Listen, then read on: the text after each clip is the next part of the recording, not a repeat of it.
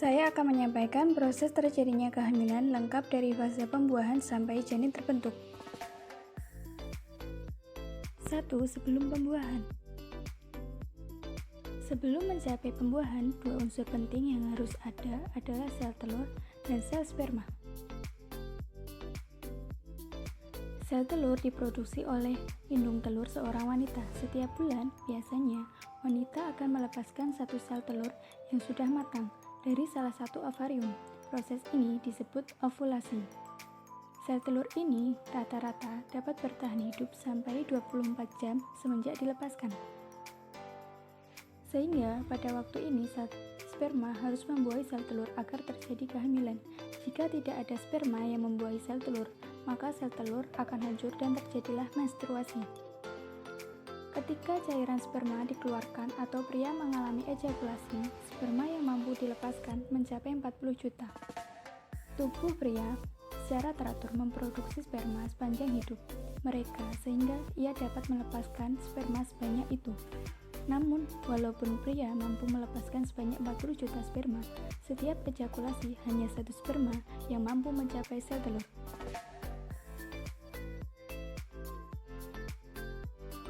Dua, terjadinya pembuahan. Saat berhubungan, pria akan mencapai orgasme dan menghasilkan ejakulasi. Ejakulasi yang dihasilkan ini akan mendorong sperma ke dalam vagina menuju leher rahim. Setelah sperma masuk ke dalam tubuh wanita, perjalanan sperma mencapai sel telur dibuahi baru akan dimulai. Ini merupakan perjalanan panjang bagi sperma yang tidak mudah dilewati. Terdapat beberapa tantangan untuk mencapai keberhasilan membuahi sel telur. Tantangan pertama yaitu lingkungan asam pada vagina yang membuat sperma tidak mampu hidup lama di vagina dan akhirnya mati. Tantangan kedua yaitu lendir serviks. Lendir serviks yang memiliki kemampuan berenang paling kuat yang dapat menembus lendir serviks ini.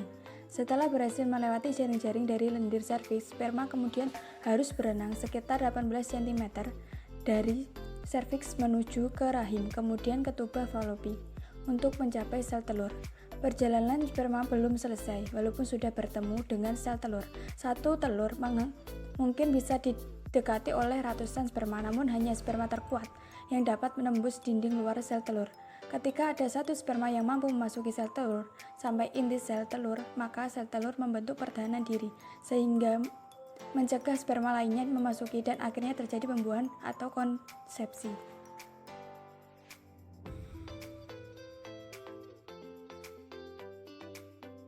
Tiga, setelah pembuahan.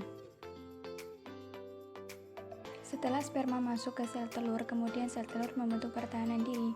Materi genetik antara sperma dan sel telur kemudian melakukan penggabungan. Nah, jenis kelamin ditentukan dari sini. Jika sperma yang berhasil membuahi sel telur di bawah kromosom Y, maka jenis kelamin laki-laki. Sedangkan jika sperma membawa kromosom X, maka berjenis kelamin perempuan. Sel-sel baru dengan jumlah sekitar 100 sel akan membentuk gundelan yang disebut dengan blaktokista. Blaktokista ini kemudian akan berjalan menuju rahim, dapat menekan waktu sampai 3 hari atau lebih. Setelah itu, blaktokista akan menempel pada dinding rahim, yang kemudian akan berkembang menjadi embrio dan plasenta. Ini membutuhkan waktu beberapa minggu sampai menyadari bahwa sedang hamil dan tes kehamilan menunjukkan hal yang sama. Selanjutnya, janin akan terus berkembang dan terus berkembang.